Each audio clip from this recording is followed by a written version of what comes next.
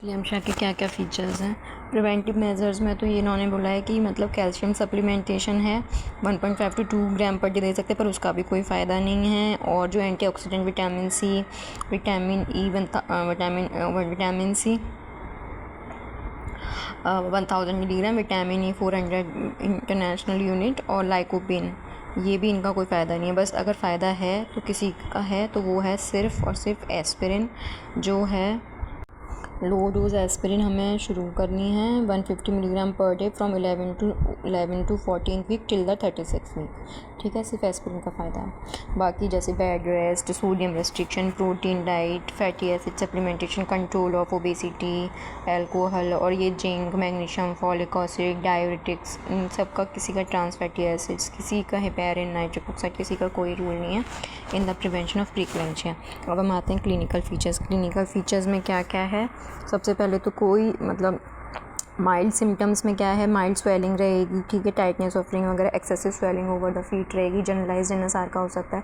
Serious symptoms में उसको क्या रहता है कि स्पेशली ऑक्सीपिटल और फ्रंटल एरिया में हेडेक रहेगा, उसके स्लीप डिस्टर्बेंसेस रहेंगे, उसके बाद उसका urine output less than 500 ml हो जाएगा, उसमें फिर एपिगैस्ट्रिक हाइपोगोंड्रियम पेन रहेगा due to stretching of the sub Glisson capsule, sub capsule में विजुअल सिम्टम्स आना, ब्लरिंग और डिमिनिशन ऑफ द विजन, ये सब हो जाएगा। ठीक है, साइन हम क्या देखेंगे, साइन हम देखेंगे कि उसका सिग्निफिकेंट वेट बढ़ा है, यानी कि 2 kg बढ़ गया 1 महीने में, उसको इडिमा हो गया है, जनरलाइज्ड इडिमा हो गया है।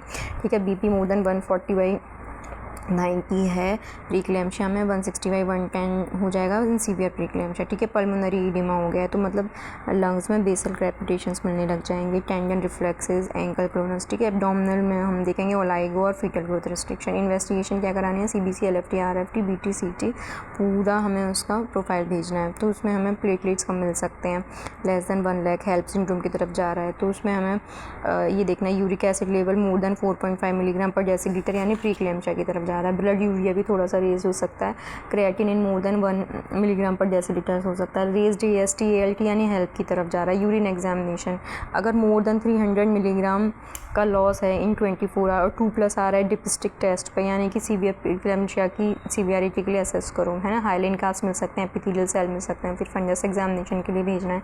रिटाइनल एडिमा में हम देख सकते हैं, रिटाइनल एडिमा हो सकता है, आर्ट्यूल का कॉन्स्ट्रिक्शन हो सकता है। हमें पूरी प्रॉपर फीटल मॉनिटरिंग करनी है, डेली फीटल मूवमेंट काउंट करना है, उसका NST करना है, फिर उसके बाद CTG मशीन करनी है ट्वाइस अ वीक, फिर पूरा उसका USG फॉर फीटल वेलबिंग करना है, ग्रोथ देखनी है, उसकी वेलबिंग देखना है। फिर उसके बाद हमें ये देखना है amount of amniotic fluid, biophysical profile, Manning scoring करनी है in case of non reactive NST, और Doppler study for umbilical artery और यूटेराइन आर्टरी करनी है। कॉम्प्लिकेशंस क्या हो सकते हैं, आपको पता है कि प्रीक्लेम्शिया जो है वो इक्लेम्शिया में कन्वर्ट हो सकता है, एब्रेप्शियो हो सकता है, ओलाइगोयूरिया हो सकता है, एनयूरिया हो सकता है, पेशेंट प्रीटर्म लेबर में जा सकती है, डिमिनिशन ऑफ विजन हो सकता है, सेरेब्रल हीमरेज हो सकता है, कोएगुलेशन फेलियर DIC में चली जाती है पेशेंट, हेल्प में चली जाती है, ARDS में चली जाती है, लीवर के टाइम पे पेशेंट इक्लेम्शिया में चली जाती है, फिर PPH में जा सकती है पेशेंट, और डेथ भी हो सकती है पेशेंट की। परप्यूरियम के टाइम में हमें पता है कि सबसे ज़्यादा जो इक्लेम्शिया होता है फर्स्ट 48 आवर्स में हो सकता है, पेशेंट पोस्टमार्टम शॉक में जा सकती है, इन्फेक्शन डेथ में हो सकता है। ठीक है, रिमोट कॉम्प्लिकेशंस क्या हो सकते हैं इसके, बहुत ज़्यादा कि रिकरेंट प्रीक्लेम्शिया होता है, अगर एक प्रेगनेंसी में हुआ है तो उसका दूसरी प्रेगनेंसी में होने का चांसेस है, तो उसमें हमें लो डोज एस्पिरिन देनी है, कैल्शियम सप्लीमेंटेशन देनी है। क्रोनिक हाइपरटेंशन में भी हमने देखा है कि 4-fold चांसेस हो जाते हैं। ठीक है, तो नेफ्राइटिस में हो सकता है, high incidence of chronic renal disease होने के चांसेस हो जाते हैं, और कार्डियोवास्कुलर मॉर्बिडिटी भी बढ़ जाती है, हर तरह की मॉर्टिलिटी बढ़ जाती है। फीटल कॉम्प्लिकेशंस में हमने देखा है कि बेबी फीटल ग्रोथ रेस्ट्रिक्टेड होते हैं, स्पेक्ट्रिया हो सकता है, डेथ हो सकता है, एक्सीडेंटल हिमरेज, ओलाइगो प्लेसेंटल इन्फेक्शन हो सकता है। अब हमें देखना है मैनेजमेंट ऑफ प्रीक्लेम्शिया, जैसे सिर्फ माइल्ड प्रीक्लेम्शिया है अभी, तो उसका कैसे मैनेजमेंट करना है। माइल्ड प्रीक्लेम्शिया का सिर्फ मैनेजमेंट में क्या है कि एक तो पहले हमें उसकी डिटेल हिस्ट्री लेनी है, उसको हेडेक, विजुअल कंप्लेन तो नहीं है, एपिगैस्ट्रिक पेन तो नहीं है, वेट गेन तो नहीं है, वो सब देखना है। फिर उसके सारे रिफ्लेक्सेस देखने हैं, oedema, brisk reflexes, clonus, chest auscultate करना है, पर एब्डोमिनल एग्जामिनेशन करना है, रेस्पिरेटरी एग्जामिनेशन करना है, मैटरनल वेट उसका पहले और मतलब प्री एडमिशन पर देखना है। फिर उसके साथ साथ हमें उसका वीकली उसका मैटरनल वेट देखना है। ठीक है, ब्लड प्रेशर मेजरमेंट करना है 4 hourly except between the midnight. ठीक है, फिर रेगुलर ब्लड टेस्ट करने हैं, उसके सारे CBC, LFT, RFT, urea, creatinine, blood urea, liver enzyme. अब वीकली फंगस एग्जामिनेशन करना है उसका, वीकली हमें फीटल साइज़ देखना है, एमनियोटिक फ्लूइड क्लिनिकली देखना है और अल्ट्रासोनोग्राफी ट्वाइस वीकली देख लेना है। अब उसमें आते हैं कि अगर सिर्फ ट्रीटमेंट क्या है, मतलब उसका तो ट्रीटमेंट में उसका ये है कि तुम्हारे को पहले तो रेस्ट उसको लेफ्ट लेटरल पोजीशन में उसको बेड रेस्ट कराना है, जिससे कि यूट्राइन आर्टरी का फ्लो और प्लेसेंटल परफ्यूजन फ्लो जो है वो बेटर हो जाए। फिर उसके बाद डाइटरी इंटेक है, एडिक्वेट डाइट बोलना है, कोई एक्सेसिव प्रोटीन्स लेने के लिए नहीं बोलना है उसको।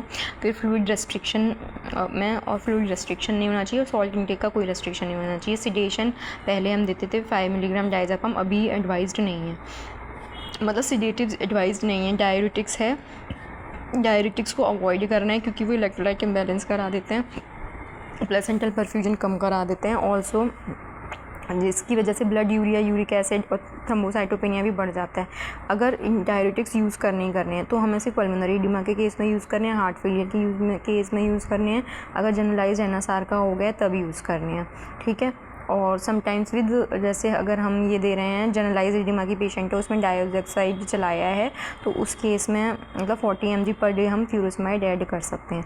करेंट ओपिनियन ये है कि एंटी हाइपरटेंसिव्स अगर बहुत ज़्यादा ओवर यूज़ करते हैं तो वो फीटल ग्रोथ रेस्ट्रिक्शन करा सकता है, प्री मैच्योर इंटरवेंशन हो सकता है कि और बच्चों में न्यूरो डेवलपमेंट एबनॉर्मलिटीज़ हो सकती हैं, कार्डियोवास्कुलर डिजीज़ और इंसुलिन रेजिस्टेंस हो सकता है।